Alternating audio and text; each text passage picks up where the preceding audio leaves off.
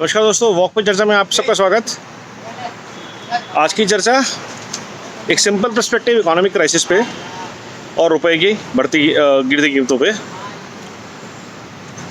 पिछले लगभग 3 साल में वर्ल्ड ने पैंडेमिक देखा, बहुत बुरा हाल हुआ दुनिया का, और उसके बाद शुरू हो गई रशिया यूक्रेन वॉर, जिसने ग्लोबल फूड सप्लाईज और ऑयल सप्लाईज को हैम्पर किया है।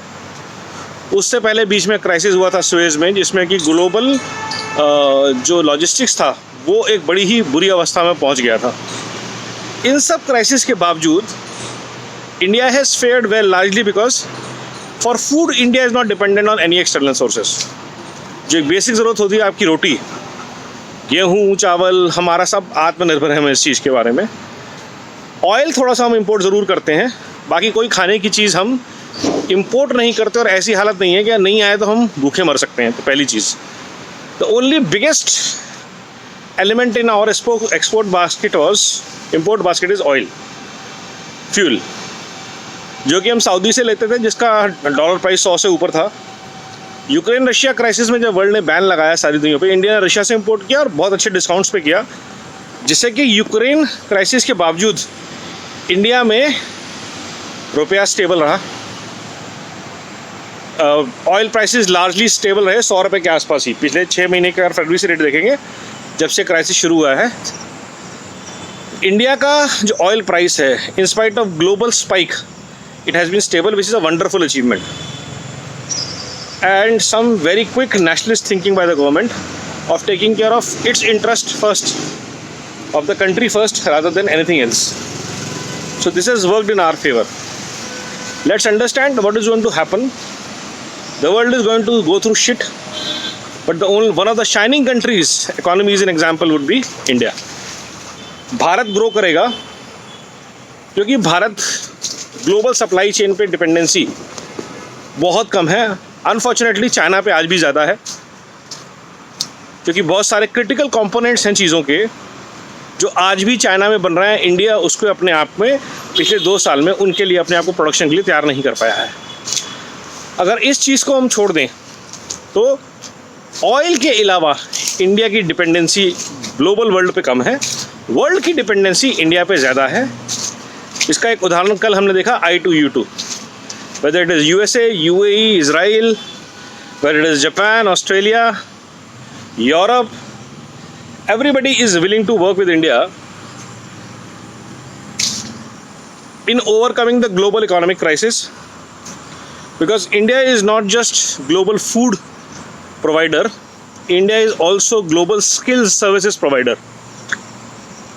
World is looking at India's manpower, India's skill to help the world tide over the crisis. Tomorrow it will be a turn of rebuilding Ukraine, if and when it is happening, whether it is Afghanistan, Syria, Iraq, whichever countries, Middle East, UAE, all the countries are being built by largely Indian. China ने श्रीलंका के साथ क्या किया है, पाकिस्तान के साथ economy के नाम पे, इंफ्रास्ट्रक्चर डेवलपमेंट के नाम पे क्या किया है, ये सबने देखा है। And the world is very of taking any loan based development from China.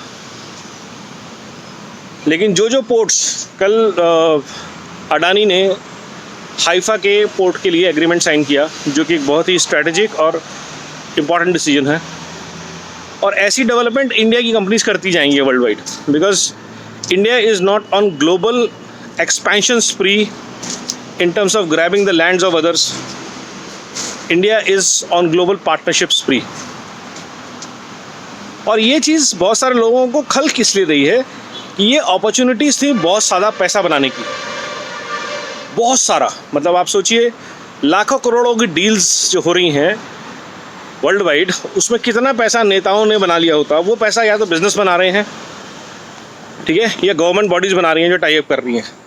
Russia में ऑयल्स के लिए अगर ONGC विदेश टाई अप कर रहा है, तो वो पैसा सरकार बना रही है, टैक्सेस सरकार के पास आ रहे हैं, जिसकी वजह से सरकार आज भी 80 करोड़ लोगों के घरों तक राशन पहुँचा रही है सितंबर तक, जो आज की डेट में कमिटमेंट है। 80 करोड़ लोगों को राशन फ्री में मिल रहा है पूरे देश में। कहीं से भी आपके पास राशन कार्ड है, कहीं से भी आप राशन ले सकते हैं अपने अंगूठा लगा के। ये बेनिफिट्स जो हैं वो आम जनता को सिक्योर करते हैं ग्लोबल अप एंड डाउन से। जॉब्स अगर स्किल नहीं है तो लूज़ करेंगे आप, तो इंडिया को स्किल अप मिशन को और तेज़ करना पड़ेगा वर्ल्ड वाइड रिक्वायरमेंट के हिसाब से। अदरवाइज़ ऐसा कोई मेजर क्राइसिस नहीं है जिससे कि इंडिया जूझने वाला है, एक्सेप्ट फॉर जो क्राइसिस दिल्ली से क्रिएट किया जाएगा ऑन हिंदू मुस्लिम, ऑन देश खतरे में है, चीन ने हमला कर दिया।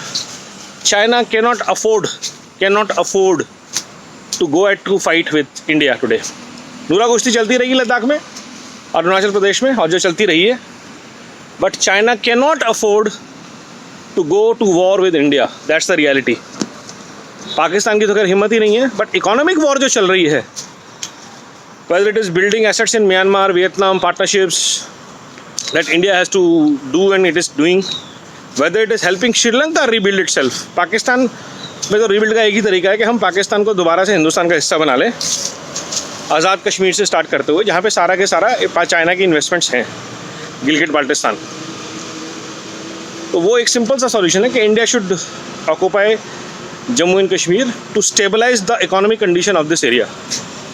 Otherwise, there is no such crisis like the companies are shouting on top of their voices कि लुट गए, बर्बाद हो गए, और political parties are doing that। The country is strong, the leadership is strong, the team is strong. Some honest, non-corrupt work is being done by Narendra Modi ji and the team. Thank you very much.